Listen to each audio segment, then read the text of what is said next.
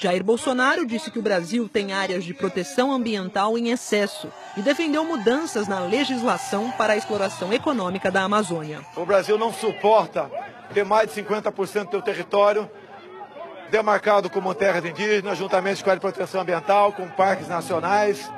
E essas reservas todas atrapalham o desenvolvimento. Até para derrubar uma árvore que já morreu, leva 10 anos. Você quer fazer uma pequena central hidrelétrica, é quase impossível. Não podemos continuar admitindo uma fiscalização xiita por parte do ICMBio e do IBAMA, prejudicando quem quer produzir.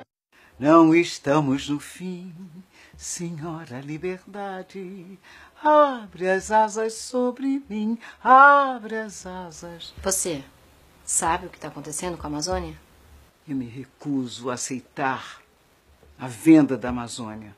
Está em curso o maior ataque às reservas naturais de toda a história brasileira. Com apenas um decreto, as maiores reservas do planeta. Sem o povo opinar, sem ninguém poder entrar lá e dar uma opinião, dar um palpite, ele quer acabar com tudo. E o que é pior, mineradoras estrangeiras já tinham consciência desse fato antes do anúncio oficial. São mais de 5 milhões de hectares de floresta entregues para exploração. Entra aí no Google Maps, dá uma olhada no tamanho do Espírito Santo. Estão pegando um negócio desse tamanho, estão dando de bandeja. Depois da repercussão negativa que rodou o mundo inteiro, o governo resolveu revogar o decreto e criar outro. Decreto novo, interesses iguais. Não, Temer. Com a Amazônia não se brinca. A Amazônia é considerado o maior parque aquífero do mundo. É o que sustenta a humanidade, a raça humana. Vender a Amazônia, pulmão do mundo. Você destruir grande parte da maior floresta do mundo, uma das únicas que ainda restam, para conseguir mais dinheiro, não tem o menor cabimento. A quem interessa esse decreto? No fundo, o que ele está tentando fazer é pagar o preço daqueles que apoiaram que ele não fosse investigado. Precisamos evitar esse crime antes que as catástrofes sejam chamadas de acidentes. Você lembra o que a mineração fez com o Rio Doce e a cidade de Mariana? A Amazônia não está à venda. A vida não volta atrás. Não podemos ficar parados, não podemos ficar calados. Uma coisa eu tenho certeza, esse é o momento que todos vão se unir. Nós vamos nos unir. Amanhã vai ser tarde demais. A hora de fazer pressão é agora. Exatamente agora. Vamos fazer pressão no Congresso. Pressione os senadores agora. A Amazônia é muito maior que o jogo sujo da política brasileira. Então entre agora no site 342amazônia.org. 342 é o número de deputados necessários para aprovar qualquer projeto no Congresso. 342 é uma plataforma de mobilização da sociedade civil. 342amazônia.org. Veja como é que você pode ajudar a salvar a Amazônia. 342amazônia.org. Eu espero que caia essa decisão de destruir florestas. Ou você para, ou nós paramos você. O mundo precisa da Amazônia, ela é nossa. Vamos salvar o planeta. Diga não ao decreto. A Amazônia é nossa. Quem nunca viu o Amazonas nunca irá entender a vida de um povo.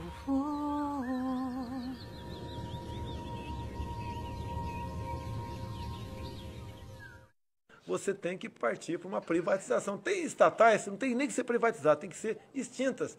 Se eu não me engano, são 148 estatais no Brasil que servem apenas de cabide de emprego. Então isso tem que ser mudado. Afinal de contas, né, o Estado tem que interferir o mínimo possível na economia.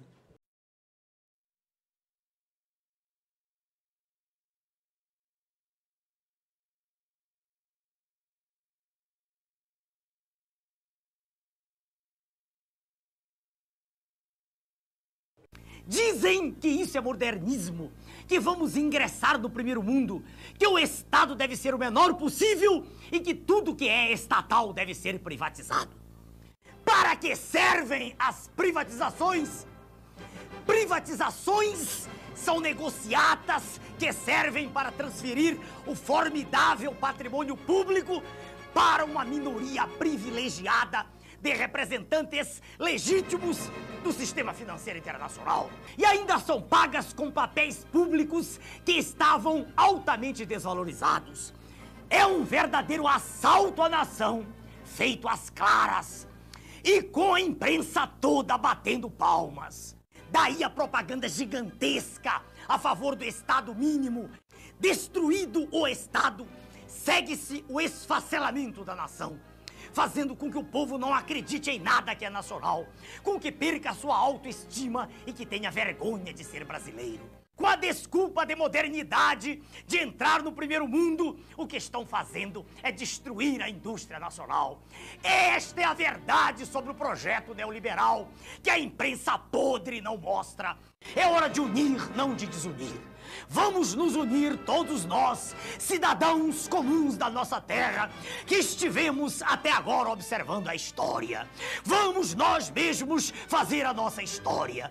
Vamos unir, portanto, rua com rua, bairro com bairro, cidade com cidade, estado com estado, todos falando a mesma língua, a língua de uma grande nação, próspera e rica, que será a maior nação do mundo no século XXI. É preciso mudar toda a concepção política atual, a fim de que se possa revigorar, fortalecer, engrandecer e salvar nossa pátria.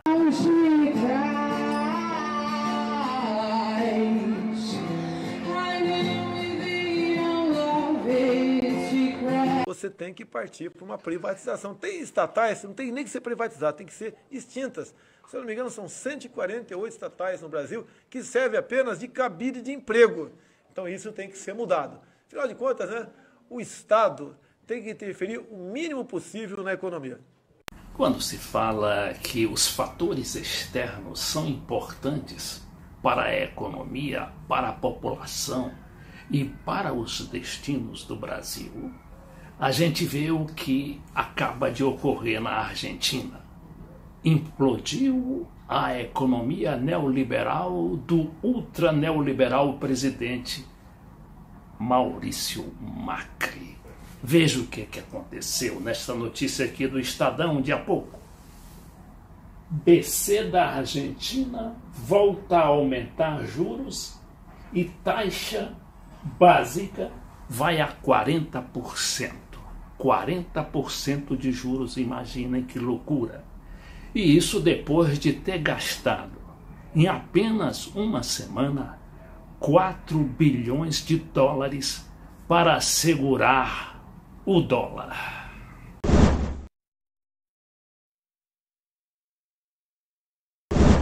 Bom, se tratasse de um governo de esquerda, a mídia já estaria no encalço pedindo o golpe militar, a intervenção militar nos Estados Unidos.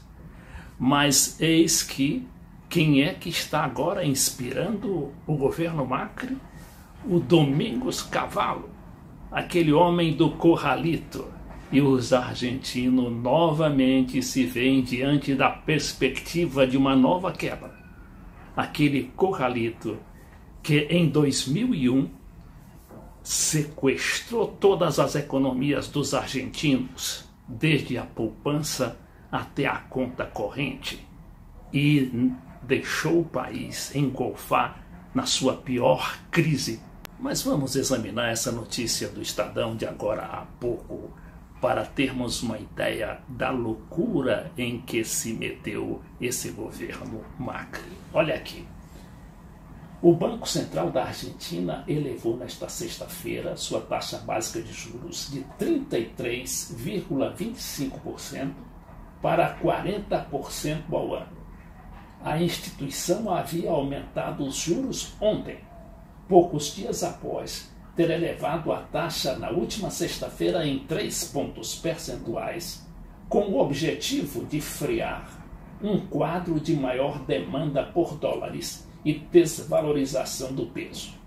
Assim, em uma semana, a taxa subiu 12,75 pontos percentuais. Antes do início das medidas, estava em 27,25%. E agora, e os perigos para os brasileiros, para o Brasil como um todo, que há dias vem também lidando com esse problema do aumento do dólar que ameaça chegar aos R$4. A própria notícia do Estadão é bem esclarecedora quando diz: dificilmente o caos que se vê no mercado argentino pode gerar um impacto maior para outros mercados. A notícia dizendo: A única exceção, e mesmo assim de efeitos muito pequenos, levando em conta o quadro atual, seria sobre o Brasil. Avaliou um operador da City Londrina. Continua o tal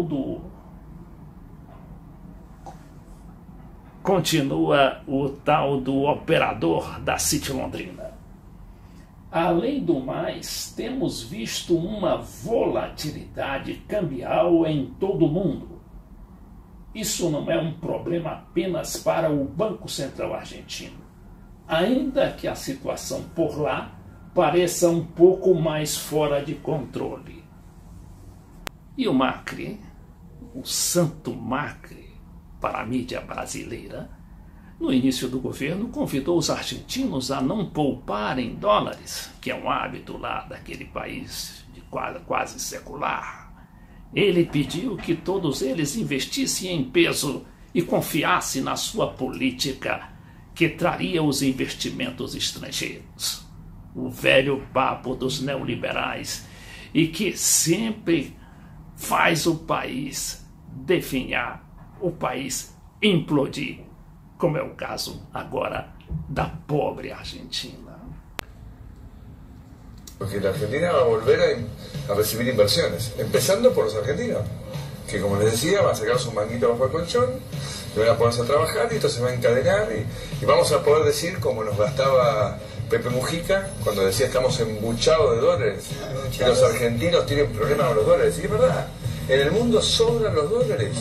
Hoy que nos encontramos frente a todos los títulos, en cuanto portal usted ponga la mirada sobre lo que el Banco Central tuvo que invertir nuevamente para sostener el precio del dólar, cuando los adictos están hablando de 4.000 y pico de millones de dólares apenas en una semana, está demostrado que no pueden con el dólar, pero además que se traicionan hasta en sus más profundas convicciones, porque esto no es una flotación libre. Si tienen que salir a jugar 4.000 y pico de millones, la verdad del dólar no es ni siquiera 20.85 como picó en la jornada de hoy.